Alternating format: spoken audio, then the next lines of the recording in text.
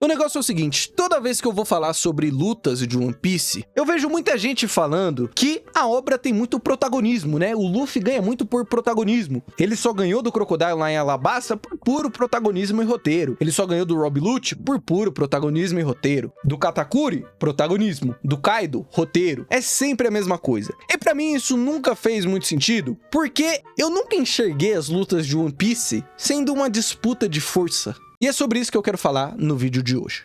Vamos lá, primeiramente, o que é roteiro e protagonismo? Vamos começar pelo conceito de roteiro. Apesar de muita gente responder, né, esse argumento falando que, pô, é óbvio que é roteiro, né, toda a história é baseada em roteiro, não é bem assim que o argumento funciona, né, vamos ser justos. Roteiro quer basicamente dizer, assim, pelo que eu entendo, que o autor não escreveu a luta bem o suficiente para convencer o leitor que o ganhador da luta mereceu ganhar a luta. Tipo assim, da forma com que o personagem foi apresentado, ele nunca ganharia aquela luta e ele só ganhou porque o autor forçou a barra ali e, né, fez ele ganhar. Exemplo, vamos supor que o Luffy é apresentado como uma pessoa que não tem força nem para levantar uma pequena pedra. E aí, o adversário dele é o Arlong, que é apresentado com uma força capaz de levantar uma montanha. Se o autor bota os dois para lutar e o Luffy ganha, muita gente consideraria isso roteiro, porque, né, pela forma com que os dois personagens foram apresentados, seria impossível o Luffy ganhar, se não tivesse nessa forçação de barra aí do autor. Entenderam? Com protagonismo é basicamente a mesma coisa, só que focada mais no protagonista, né? Para protagonismo, vamos usar aí, né, o exemplo que eu falei do Luffy versus Crocodile. O Luffy nunca deveria ter ganhado de um Shichibukai, né? Porque o Oda introduz esses piratas como um dos mais fortes do universo de One Piece, né? E o Luffy era um Zé Ninguém. Então assim, ele nunca teria ganhado. Então foi protagonismo, só porque ele é o protagonista, ele ganhou. Então beleza, conceitos apresentados, a gente pode voltar pro tema principal do vídeo. Pra mim não faz muito sentido você usar o argumento de roteiro e protagonismo, porque eles são muito vazios e excluem contexto e intenção do autor. Pra mim, pelo menos, as lutas de One Piece nunca foram sobre força, porque eu sempre enxerguei elas como algo mais metafórico. Se você pega a ideia de One Piece, o que é, né? Principalmente ali no começo. É um moleque que saiu lá do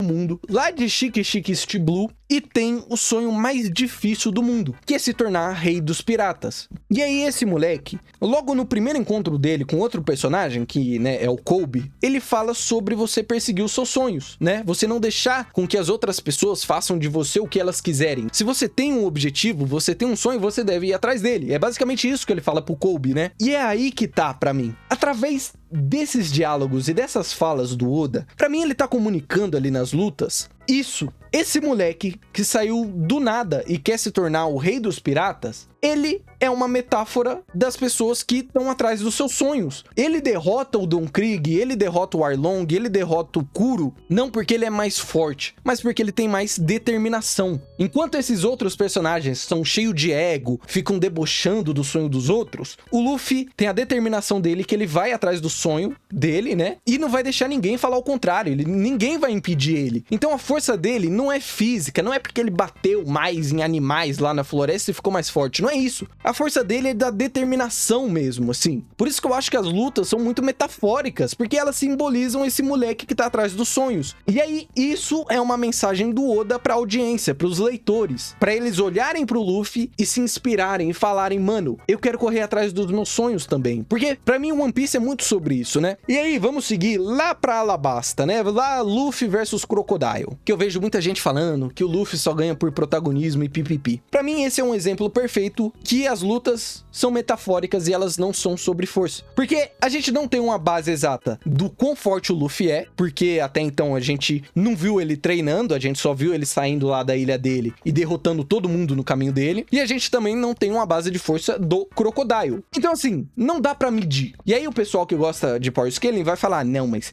se você for ver os feitos do Luffy, ele ganha lá do Arlong, que era pra ser tão forte, logo o Luffy é tão forte quanto, pipipi popopó, e vem com esse terminho de Power Scaling. Só que assim, meu amigo, se a gente for levar ao pé da letra feitos, a Nami é mais forte que o Luffy. Porque lá em Wano, e em outros momentos também, né, é uma piada recorrente aí na obra, ela dá um cacete no Luffy e nos outros personagens. Então assim, tecnicamente, pela sua régua de medir força dos personagens, a Nami é a mais forte do mundo. Então vamos descartar Power Scaling, essa putaria, essa baboseira que o pessoal fica discutindo, que não faz o mínimo sentido, tá bom? Sem Power Scaling aqui. A gente não tem base de força força nem pro Crocodile, nem pro Luffy. Mas o que a gente tem nessa luta? Diálogos e frases. E pra mim isso é muito importante. Durante a luta inteira, desde a primeira vez que o Luffy enfrenta o Crocodile e perde, inclusive, né? Ele perde pro Crocodile. Mas enfim, desde a primeira luta do Luffy contra o Crocodile, você tem falas que, pra mim, escancaram que a luta não é de quem é mais forte. Principalmente na luta final dos dois. O Luffy, em diversos momentos ali, ele fala pro Crocodile que ele nunca vai entender o porquê que o Luffy não cai, porquê que o Luffy continua de pé depois de tomar tanta porrada. Até mesmo depois de ser envenenado por um veneno que era pra fazer o Luffy ficar imóvel, né? Como o Crocodile diz. E por que que o Luffy não fica imóvel? Porque ele não tá lutando ali só com a força física. O Oda coloca no Luffy essa metáfora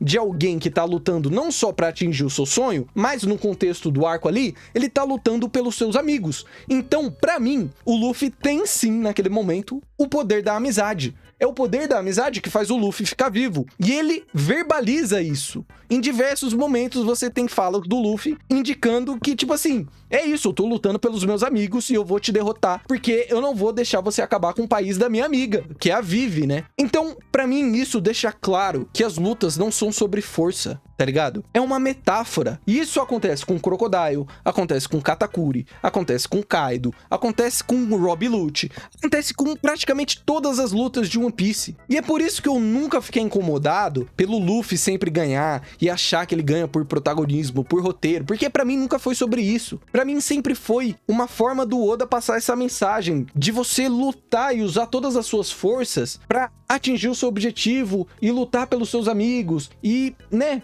é uma metáfora, de novo, né? Quantas vezes vou ter que repetir essa palavra? Pra mim é uma metáfora escancarada na obra. Então, assim, você virar e falar, ah não, o Luffy ganhou ali do Crocodile por roteiro e por protagonismo, você ignora tudo isso. Você ignora que o Oda ali naquela luta tava tentando passar uma mensagem positiva de lutar pelos seus amigos e correr atrás dos seus sonhos e não deixar ninguém impedir a sua, né, luta pelo que você quer, entendeu? Por isso que eu não gosto desse argumento e acho que ele é fraco, porque ele exclui contexto, ele exclui propósito, ele exclui intenção do autor, ele exclui metáfora, né? Ele só considera que A deveria ser mais forte que B. E é isso. É basicamente isso. Só que assim, eu não vou arriscar aqui dizer que isso se aplica para todas as outras obras, né? Mas eu acho que sim também, porque, né, a maioria das obras não é só A e B quem é mais forte, né? Tem todo um contexto ali, até contexto de luta mesmo, né? Se você pega ali Luffy versus Crocodile de novo, o Crocodile ele era muito arrogante, ele subestimava muito o Luffy, e até isso você pode usar como argumento para dizer que o Luffy venceu, porque o Crocodile subestimou ele, né? E tem aí também o fato de que, para mim, o Oda simplesmente não liga para Power Scaling. Então, assim, o Crocodile perde pro Luffy lá em Alabasta. Só que lá em Marineford, ele tá trocando soco ali com o Mihawk, tá ligado? Que é pra ser um dos personagens mais fortes do universo. E aí, só porque eu falei isso, vai vir os Power Scaling falar, não, na verdade, o Mihawk não é tão forte porque ele não tem tantos feitos e... Beleza, paizão, tá bom, vai, dorme lá, tá? É isso, tá bom. Vamos falar aqui com gente normal, né? Essa diferença, né, do Crocodile de Alabasta de Marineford, pra mim é um exemplo claro de que o Oda simplesmente não se importa. Seja porque ele simplesmente não se interessa em trabalhar essa parte, né, de poder, de escala de poder tão racionalmente, né, de fazer algo muito racional, seja porque ele simplesmente não tem ideia do quanto ele vai prolongar essa obra e o quanto ele vai aumentar o poder dos personagens, né, porque assim, você pega ali o Shanks perdendo o braço pro Rei do Mar lá, né, assim, se você pega o Shanks de hoje em dia, não faz o mínimo sentido. Pro Shanks, aquilo ali é uma minhoca, tá ligado? Mas, no começo da obra, claramente o Oda não pensava que ele ia fazer o Shanks tão poderoso. Então, né, ele perdeu o braço, coisa que hoje em dia não aconteceria, entendeu? Então, assim, essa inconsistência pra mim deixa claro que, o Oda não se importa em fazer algo muito consistente. 2, se o autor não se esforça muito em fazer as lutas dos personagens e a força dos personagens serem algo muito consistente e, né, faz o Luffy ganhar de todo mundo ali, pra mim beleza, é isso, entendeu? Não vou nem perder meu tempo tentando analisar. Pô, quem que ganharia, Mihawk ou Shanks? Meu amigo, ganha quem o Oda quiser, porque é isso que ele faz a obra toda, ele não tenta ser consistente, ele faz ganhar quem ele quiser, entendeu? Por isso que eu brinco que, tipo, se ele quiser, o Chopper ganha do Akainu e é isso, entendeu? Ele não se importa. Se o autor não se importa, meu amigo, não sou eu que vou me importar e vou tentar fazer daquilo algo racional e que faça sentido, entendeu? Se o autor não faz isso, eu que não vou fazer. Então, eu simplesmente aceito. O Oda faz quem quiser ganhar, né? É isso aí. O Shanks, uma hora, perde o braço pra uma minhoca e no outro é um dos personagens mais fortes do universo inteiro, né? Então, é isso, eu tenho que aceitar. E o terceiro ponto é que, pra mim, né, de novo, as lutas não são sobre força. São muito mais uma metáfora. E, particularmente, eu acho que enxergar as lutas como uma metáfora mesmo é até melhor, mano. Porque, assim, você se livra de se estressar e achar, ai, não, o Oda foi inconsistente no power scaling, ele acabou com o power scaling de One Piece. Paizão, enxerga como uma metáfora de alguém indo atrás do seu sonho. É melhor pra sua saúde, pra sua cabeça, né? Você não vai se estressar tanto e vai ficar tudo melhor. Mas, enfim, é mais ou menos isso que eu queria dizer. É por isso que eu enxergo as lutas de One Piece mais como uma metáfora do que algo racional, né? Pra mim é uma mensagem que o Oda tenta passar ali através dos seus personagens e particularmente eu gosto disso, tá bom? Se vocês gostaram do vídeo, deixa o like, se inscreva no canal pra gente chegar a 10 mil inscritos até o fim do ano. Bebam água porque é importante e tamo junto, tá bom? Até o próximo.